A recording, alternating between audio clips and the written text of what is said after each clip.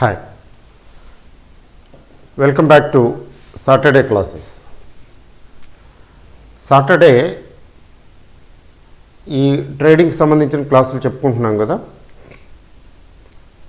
ఇప్పుడు swing trading గురించి మాట్లాడుతున్నాం. స్వింగ్ ట్రేడింగ్ గురించి మరికొన్ని విషయాలు చెప్తాను. బట్ అయితే ఏంటంటే అన్ఫార్చునేట్లీ ఈరోజు నేను ల్యాప్టాప్ తెచ్చాను కానీ అది బ్యాటరీ బ్యాకప్ లేదు. So somehow it's okay, God's master plan. Next week నేను మీకు అందులో చార్టు ద్వారా కూడా చూపిస్తాను. అంటే చార్టులో చూపిస్తాను ఆ ట్రెండ్. అదిను ప్రాక్టికల్గా అది ఇంకొంచెం ఈజీగా ఉంటుంది, క్లాస్ కంటే అది ఎక్కువ ఎఫెక్టివ్గా ఉంటుంది. So in the mean time ఏమిటి మరిన్ని మెలకువలు అంటే స్వింగ్ ట్రేడింగ్ గురించి సంబంధించి మరిన్ని విషయాలు బ్రీఫ్గా చెప్తాను ఈరోజు. ఏమిటా మరిన్ని విషయాలంటే పాయింట్ నెంబర్ 1, మీకు ఎలాంటి స్టాక్స్ని ఐడెంటిఫై చేయాలో చెప్పాను. స్టాక్స్ని ఐడెంటిఫై చేయడానికి పెర్కులేటింగు సెక్టర్ నుంచి వీటికి రావటం, అంటే మార్కెట్ ట్రెండ్ చూసుకోవాలి. లాస్ట్ వీడియోలో చెప్పాను, చూడని వాళ్ళు అది చూడండి ముందు. సో మనం ఐడెంటిఫై చేసాం. అంతకుముందు ఇంకొక విషయం కూడా చూసాము, హై బీటా స్టాక్స్ ప్రిఫర్ చేయండి. హై బీటా స్టాక్స్ ప్రిఫర్ చేయండి. అది హార్డ్ అండ్ ఫాస్ట్ రూల్ ఏం కాదు. ఇప్పుడు లో బీటా స్టాక్ కావచ్చు, దేర్ మే బి లో బీటా స్టాక్స్ ఉండి వాటికి మొమెంటము రావచ్చు, అంటే స్వింగ్లోకి వెళ్ళిపోవచ్చు. ఈ మధ్యకాలంలో చూడండి, ఓఎన్జీసీ చూడండి, ఈవెన్ ఐటీసీ, ఓఎన్జీసీ, ఐటీసీ లాంటి నిఫ్టీ స్టాక్స్ చూడండి. ఇప్పుడు బజాజ్ ఫైనాన్స్ లాంటివి అయితే సదాబహార్ యాక్టివ్గానే ఉంటాయి. పెరిగినా తగ్గినా కూడా చాలా ఎక్కువగా రేస్ గుర్రాల్లో పరిగెడతాయి. కొన్ని చూసారా, ఇప్పుడు ఓఎన్జీసీ అనుకోకుండా మొమెంటం వచ్చింది. అనుకోకుండానే అనుకున్నావులేండి, చెప్పిరావు, అనుకోకుండా అని చెప్పటమే బాగుంటుంది. వచ్చేసింది. ఇప్పుడు ఓఎన్జీసీ హైబీటా స్టాక్ ఏం కాదు, కానీ అందులో మొమెంటం వచ్చింది. స్వింగ్ మంచి స్వింగ్ వచ్చింది, దానిలో మంచి ఆపర్చునిటీ వచ్చింది. అంటే 85 ఆ రేంజ్ నుంచి 100 దాకా వెళ్ళిపోయింది, 100+.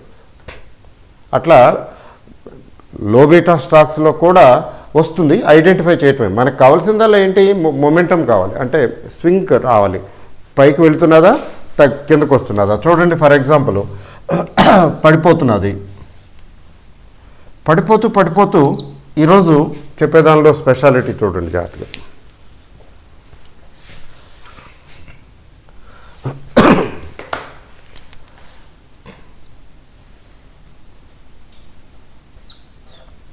పడిపోతూ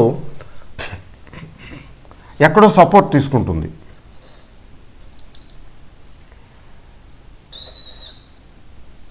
ఇక్కడ సపోర్ట్ తీసుకున్న తర్వాత మళ్ళీ నిలబడకపోవచ్చు.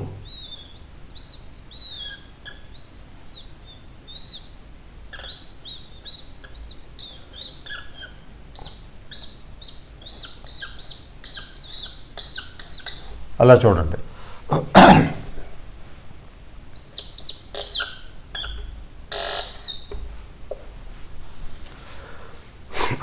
స్టాక్ ఎప్పుడు కూడా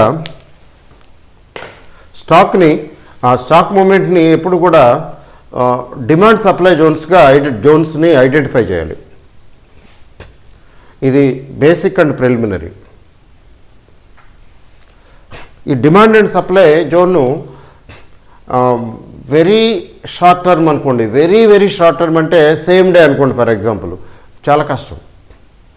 ఒక 6 months టు ఒక 1 year ఇది చార్ట్ తీసుకున్నాం అనుకోండి, అందులో ఐడెంటిఫై చేయొచ్చు. ఫర్ ఎగ్జాంపుల్ చూడండి, ఇది ఫాలింగ్. ఈ మధ్యకాలంలో ఈ మార్కెట్ కోవిడ్ తర్వాత పడింది, ఇలాగే పడింది కదా.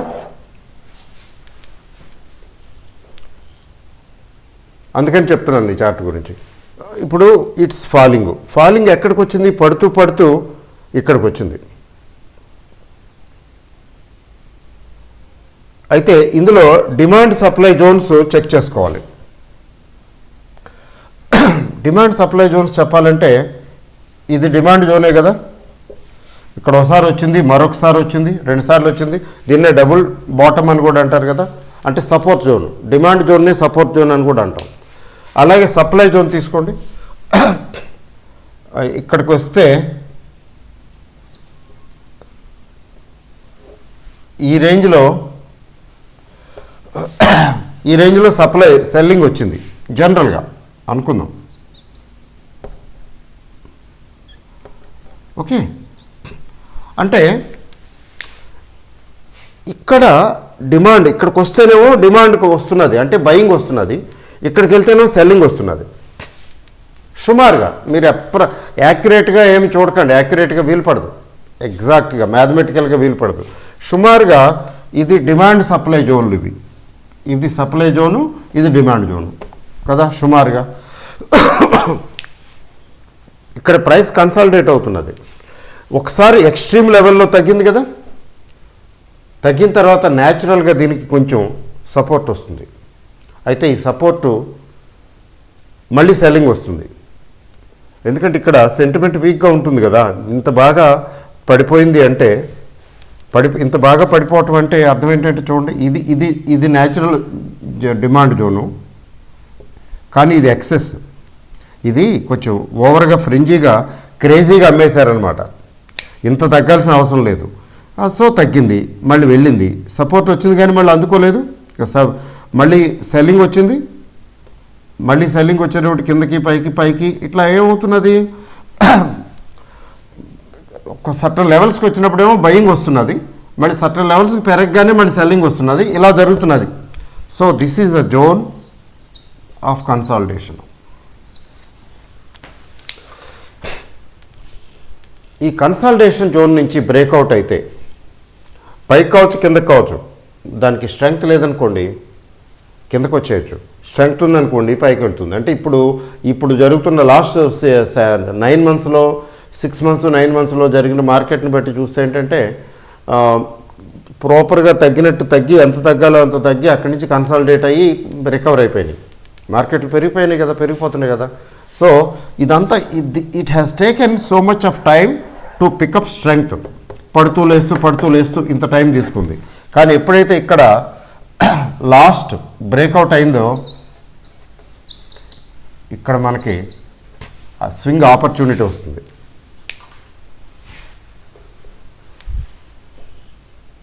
బ్రేక్అవుట్ అయ్యి పైకి వచ్చినప్పుడు దిస్ ఈజ్ అన్ ఆపర్చునిటీ, అంటే అప్వర్డ్ మూమెంట్.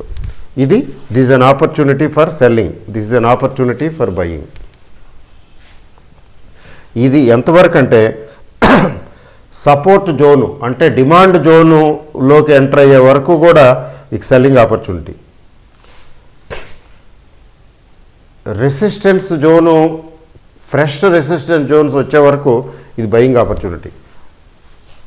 ఒకసారి ప్రతిసారి అలా వెళ్ళదు కదా, వెళ్తుంది మళ్ళీ వస్తుంది, అంటే దీన్ని రిట్రేస్మెంట్ అంటాం. అంటే ఏంటంటే వెళ్ళింది కానీ స్వింగ్ పైకి వెళ్ళింది కానీ అక్కడ అంత నిలవలేదు, ఈ స్వింగ్లో మళ్ళీ సెల్లింగ్ వచ్చింది, ఇక్కడ రిట్రేస్మెంట్ అయింది, ఇక్కడి నుంచి మొదలైంది, ఇక్కడ వరకు పెరిగింది, కానీ ఇది కరెక్షన్ వచ్చింది.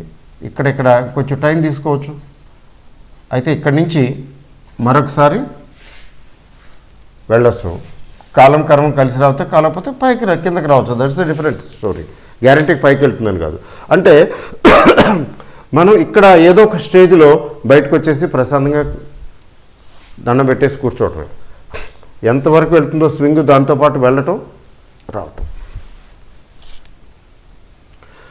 ఇట్లాగేంటంటే ఈ డిమాండ్ జోను సప్లై జోను చూసుకుని బ్రేక్అవుట్ అవటం చూసుకోవాలి. ఈ బ్రేక్అవుట్ ఒకసారి ఏమవుతుంది, అలా వెళ్ళిపోవచ్చు కదా. దీన్ని కూడా అధిగమించి కొద్దిగా వెళ్తే పర్వాలేదు, ట్రై చేయొచ్చు.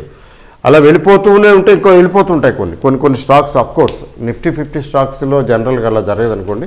కొన్ని స్మాల్ క్యాప్స్ అవి ఉంటాయి, చిన్నవి కాదు, మిడ్ క్యాప్ కావచ్చులేండి. ఇంకా అంటే ఏంటి, ఇంకా వీక్గా ఉందన్నమాట, ఇంకా ఎక్కడికో వెళ్ళిపోతుందో తెలియదు. ఈ స్టేజ్లో చాలా ప్రమాదం. అప్పుడు ఇది ఫర్దర్ సెల్లింగ్ ఆపర్చునిటీ ఇస్తున్నది అని అర్థం. ఓకే, అయితే మీకు కొన్ని హింట్స్, సిమ్టమ్స్ అంటే హింట్స్ చెప్తాను. ఇది డైరెక్షను, ఈ డైరెక్షను వెళుతుందా, నిలబడుతుందా, నిలబడదా, లేదా ఊరికే వెళ్ళినట్టు వెళ్ళి వెనక్కి వస్తుందా, అది కూడా చూసుకోవాలి కదా. సో మనం ఏంటి చెక్ చేయాల్సిందంటే 2-3 పాయింట్స్ చెప్తాను, 2-3 టిప్స్, మీరు కొంచెం ప్రాక్టీస్ చేయండి. ఏంటి 2-3 టిప్స్ అంటే,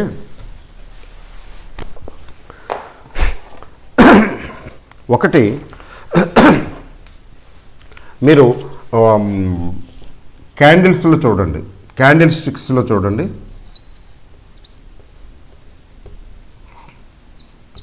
క్యాండిల్ స్టిక్ ప్యాటర్న్లో కొంచెం ఈజీ అవుతుంది.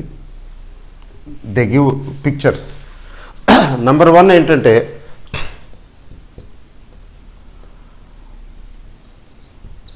Number of red and white candles, వైటో లేకపోతే గ్రీనో ఏదైనా ఒకటే కదా. ఒక ప్యాటర్న్లో, ఇది థియరిటికల్గా చెప్పడం కాకుండా నేను ప్రాక్టికల్గా చూపించగలిగితే చాలా బాగుండేది. That I will do next. ఊరికే బ్రీఫ్గా చెప్పేసి వదిలేస్తాను. Next I will show also.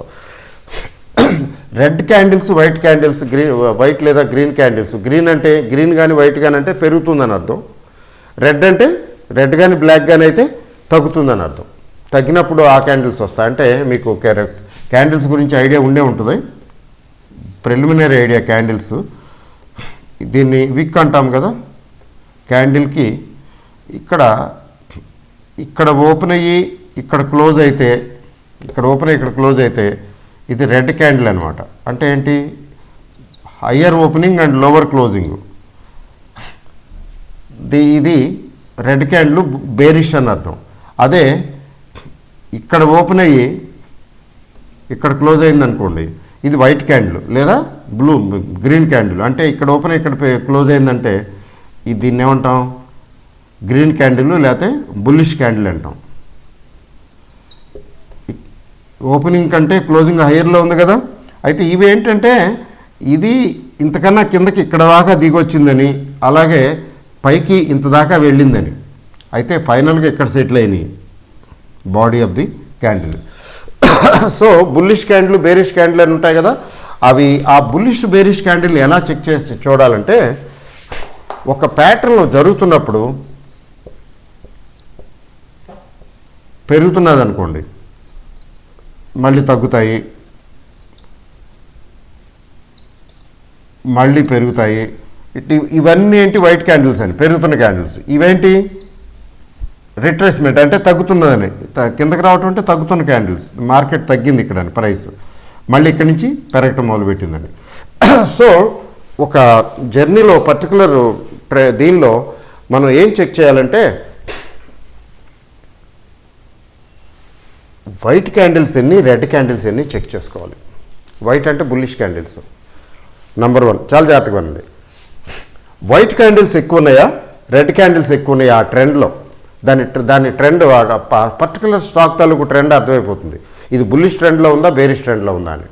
అంటే 2-3 వైట్ క్యాండిల్స్ ఉండి 4-5 రెడ్ క్యాండిల్స్ అలా వస్తున్నాయి అనుకోండి, red candles, incidence of red candles ఎక్కువగా ఉందనుకోండి, అంటే అది డిస్టర్బ్డ్ అని అర్థం. రెండోది, కేవలం క్యాండిల్స్ నంబర్ చూస్తే సరిపోదు, రెండోది వాల్యూమ్ చెక్ చేయాలి. సో అనలిస్టులు వాల్యూమ్ని ఇగ్నోర్ చేయరు. వాల్యూమ్ చాలా ఇంపార్టెంట్. ఆ వాల్యూమ్ అంటే ఎట్లా అంటే, number of red or white green candles అన్నాం కదా. రెండోది ఏంటి, వాల్యూమ్స్ ఉంటాయి అందులో చూపిస్తాను నేను, నెక్స్ట్ ల్యాప్టాప్లోంచి చూపిస్తాను వాల్యూమ్స్. ఇప్పుడు రెడ్ క్యాండిల్ ఒకటి లెంగ్త్, రెడ్ కానీ వైట్ కానీ దీని లెంగ్త్, బాడీ ఎట్లా ఉందో చూసుకోవాలి. ఇప్పుడు వైట్ క్యాండిల్ ఇంత వచ్చి, రెడ్ క్యాండిల్ ఇంత వచ్చింది అనుకోండి,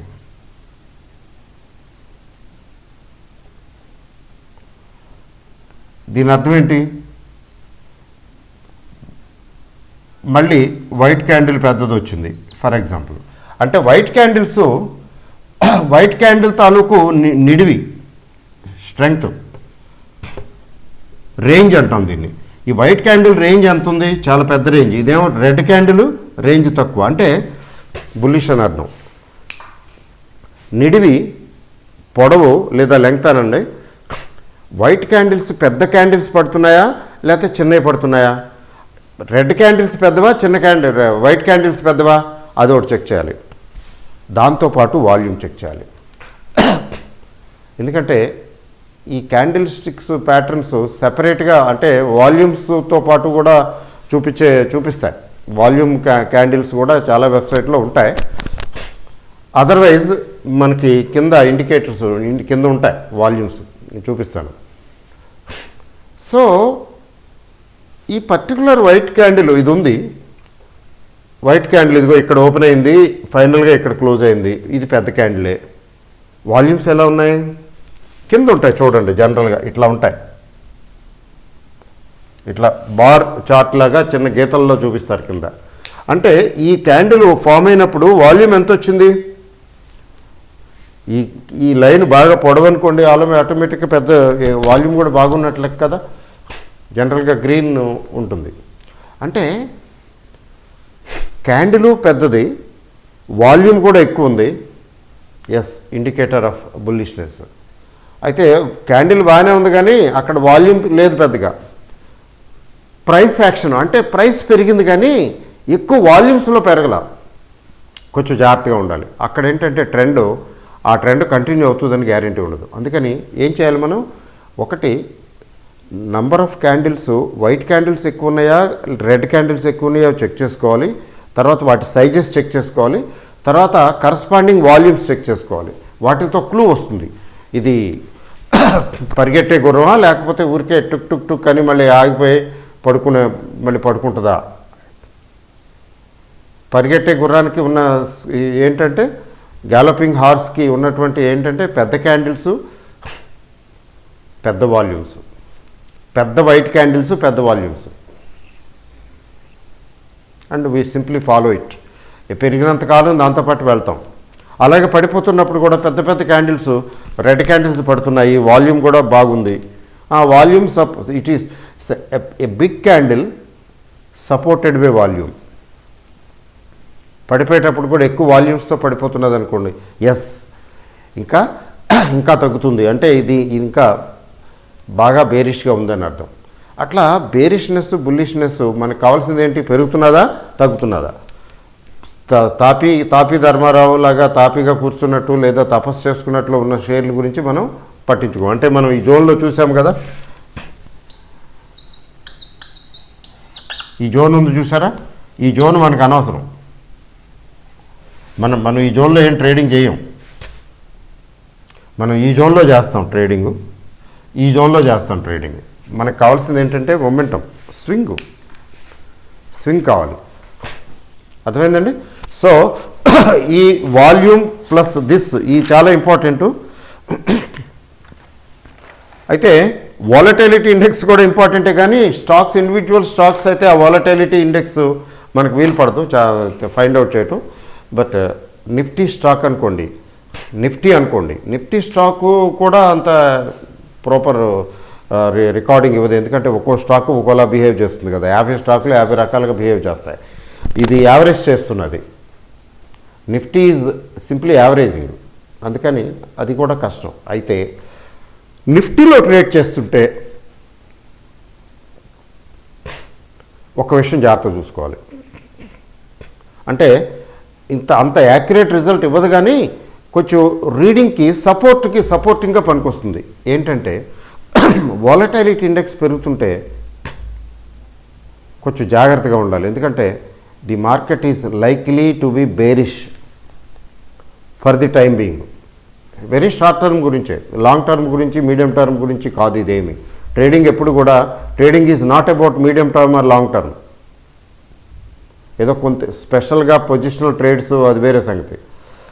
అదర్వైజ్ మన స్వింగ్ ట్రేడింగ్ అంటే మరి పొజిషనల్ ట్రేడింగ్ లాగా టైప్ కాదు కదా. మనం షార్ట్ టర్మే ప్లాన్ చేస్తుంటాం కదా. అందువలన వాలటైలిటీ ఇండెక్స్ తగ్గుతుంటే, కూల్ ఆఫ్ అవుతుంటే అది బుల్లిష్ మోడ్లోకి వెళ్తున్నదని అర్థం. అయితే ఇది యాక్యురేట్ రిజల్ట్స్ ఏమి ఇవ్వదు. ఓన్లీ వాలటైలిటీ ఇండెక్స్ని ఫాలో చూసి దాన్ని బట్టి డెసిషన్ తీసుకోవడానికి వీలు పడదు. That is only A simple guidance. Probability, కొంచెం ప్రాబబిలిటీని పెంచుతుంది. For example last 3 days 31st December వదిలేయండి. 31st December ముందు లాస్ట్ 2-3 days వాలటైలిటీ ఇండెక్స్ కొద్దిగా పెరిగిందే కానీ తగ్గల. జాగ్రత్తగా వినండి, మీరు గమనించండి. 31st December కాదు, 30th December అండ్ దానికి 2 రోజుల ముందు అప్పుడు నేను గమనిస్తూ ఉన్నాను, వాలటైలిటీ ఇండెక్స్ కొద్దిగా పెరుగుతూనే ఉంది, ఫ్లక్చువేట్ అవుతున్నా ఓవరాల్గా ప్లస్ సైడే ఉంది. 21 అట్లా ఉంది విక్స్. 31st Decemberకి కాదు, 31st December వరకు కదా, 1st January అనుకుంటాను, నిన్న ట్రేడ్ కదా. 1st January ట్రేడ్ చూస్తే వాలటైలిటీ ఇండెక్స్ దగ్గర 6% తగ్గింది, మెల్ట్ అయింది. అంటే ప్రీవియస్ డేస్లో వాలటైలిటీ ఇండెక్స్ పెరిగింది, నిన్నటి సెషన్లో వాలటైలిటీ ఇండెక్స్ దాదాపు మెల్ట్ అయింది. అంటే ఇమ్మీడియట్గా రావాల్సినటువంటి ఫాల్ని నిన్నటి ట్రేడింగ్ అరెస్ట్ చేసింది.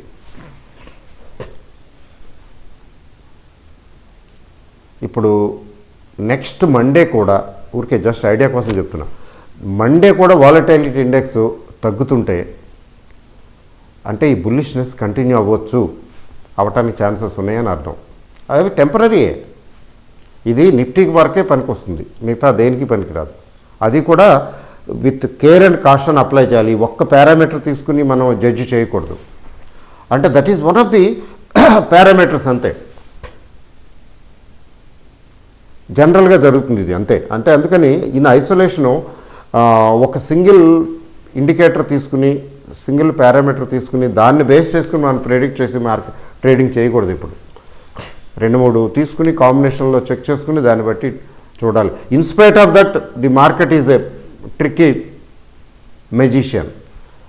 In spite of all these things దాన్ని ధోరణిలో అది వెళ్ళిపోయి మన అంచనాలన్నీ తారుమారు చేసేయగలదు. మార్కెట్ ఎవరి చెప్పు చేతుల్లో ఉండదు. ఎంత టెక్నికల్ అనలిస్ట్ అయినా బుక్ అయిపోతాడు ఒక్కోసారి. ఎందుకు అయిపోతాడంటే ఆ ప్యాటర్న్ ప్రకారం తను వెళ్తున్నాడు, ప్యాటర్న్ ఫాలో అయ్యి వెళ్తున్నాడు, ఆ ప్యాటర్న్ని డిఫై చేసేస్తుంది అది, for any reason whatsoever, finish, there ends the matter. అందుకని మండే అంటే 2 రోజులు ఉంది, చాలా టైం ఉంది, ఎనీథింగ్ కెన్ హ్యాపెన్ గ్లోబల్లీ. అందుకని మండే మార్కెట్ని మనం ఎప్పుడు బెటర్ నాట్ టు సీ. ఎందుకంటే మార్కెట్ ప్లేయర్స్ ఈ 2 రోజుల్లో ఏమనుకున్నారు, గ్లోబల్గా, నేషనల్గా, లోకల్గా, గ్లోబల్గా ఏమేమిటి డెవలప్మెంట్స్ ఇవన్నీ మనం బేరీజ్ వేసి క్రోడీకరించి అన్నీ కన్సాలిడేట్ చేసి దాని నుంచి ఒక కంక్లూషన్ని డ్రా చేయలేము. ఒకవేళ మనం డ్రా చేసినా దానికి భిన్నంగా వెళ్ళిపోవచ్చు. ఒక్కోసారి ఇంకా రేపు మండే ఖచ్చితంగా పడిపోద్ది because of this event, because of this news అంటారు అనుకుంటాం. తీరా చూస్తే ఆ రోజేమో పెరిగిపోతుంది. అది ఎందుకు పెరిగిపోయిందంటే అది అంతే, దానికి తర్వాత చెప్తారు కారణాలేవో. అందుకని మండే మార్కెట్ గురించి ఏం చెప్పక్కర్లా. అయితే జరిగిన కథ గురించి చెప్పాల్సి వస్తే వాలటైలిటీ ఇండెక్స్ డౌన్ అయింది కాబట్టి, కూలింగ్ మోడ్లో ఉంది కాబట్టి మార్కెట్ బుల్లిష్గానే ఉంటుంది అని రీడింగు. మరి మండే ఫటాఫట్ వాళ్ళు పడేయటం మొదలు పెడితే ఇప్పుడు వీళ్ళు మన ఎఫ్ఐఐస్ కొంటూ ఉన్నారు, బాగా కొనుక్కుంటూ వెళ్ళారు. వాళ్ళ ఎన్ఏవీలు కూడా బాగా పెరిగినాయి. వాళ్ళ accounting year, financial year December కదా, మనలాగా మార్చి 31st కాదు, డిసెంబరే. బ్రహ్మాండం, వాళ్ళ ఎన్ఏవీలు బ్రహ్మాండంగా చూపించుకోవడానికి కూడా బాగున్నాయి. ఇప్పుడు ఏంటి, వాళ్ళు ఇంకా ఫర్దర్ కొనాల్సిన అవసరం లేదు. కావాలనుకుంటే చాలులే అని తమాషా చూశారనుకోండి, జనవరిలో తమాషా. ఎందుకంటే ఇయర్ మారిపోయింది కదా, 20 నుంచి 20కి వాళ్ళ ఎన్ఏవీలన్నీ బ్రహ్మాండంగా పైకి ఉన్నాయి. There is a lot of buying. అంటే వాళ్ళు కొంటుంటే వాళ్ళు మాత్రమే కొంటారేంటి, మన వాళ్ళు కొనరేంటి? చాలామంది, ఎంతమంది కొనటం లేదు. వాళ్ళు కొనటం, తర్వాత వాళ్ళని అనుకరిస్తూ మనం ఇంకా మిగిలిన వాళ్ళు కొనటం, ఇవన్నీ జరిగినాయి కదా. ఆటోమేటిక్గా పెరుగుతూ వెళ్ళిపోయినాయి కదా, పెరిగాయి కదా. వాళ్ళు సరే ఇంకా చాలులే అనుకున్నారనుకోండి, కొనటం మానేశారనుకోండి, వాళ్ళు అమ్మక్కర్లా, కొనటం మానేస్తే చాలు, షేక్ అయిపోతుంది, మార్కెట్లో చిన్న కరెక్షన్ వస్తుంది. ఇక వాళ్ళు కూడా సరే మనం చాలా కొన్నాము, సరే కొంచెం ప్రాఫిట్స్ బుక్ చేద్దాం అనుకున్నారు అనుకోండి, సెల్లింగ్ కొంచెం ఎక్కువగా వస్తుంది సిగ్నిఫికెంట్గా. అంటే 500 to 1000 పాయింట్స్ ఊరికే ఈజీగా పడిపోతాయి. చెప్పేటప్పుడు చెప్పి పడదు కదా మార్కెట్. అందుకని one has to be very careful. Volatility ఇండెక్స్ని బేస్ చేసుకుని 100% దాని మీద బేస్ చేసుకుని చేయడానికి ఉండదు. ఎందుకంటే ఎవరి మైండ్లో ఏముందో మనకు తెలియదు అప్పుడు. అంతేకాకుండా మైండ్లో ఉండటం ఒకటి, తర్వాత ఆ పర్టికులర్ స్పాట్లో కూర్చుని వాళ్ళు తీసుకునే డెసిషన్ ఒకటి. ఇవన్నీ కూడా we don't know, we do not know what goes in one's mind అని అంటారు కదా. We don't know what goes in one's mind. అందుకని టెక్నికల్స్ ఎప్పుడు కూడా జాగ్రత్తగా విత్ కేర్ అండ్ కాషన్ తీసుకోవాలి. అంతేగాని 100% బ్లైండ్గా ఇది ఇలా జరిగింది కాబట్టి ఇది ఇలాగే జరుగుతుంది అనుకొని వెళ్ళకూడదు. హై ప్రాబబిలిటీ మాత్రమే చెప్తాయి టెక్నికల్స్, హై ప్రాబబిలిటీ, అంతేగాని సర్టనిటీ ఏమి కాదు. There cannot be any certainty. All the best. Next week మీకు I will show you the graphs. Thank you very much.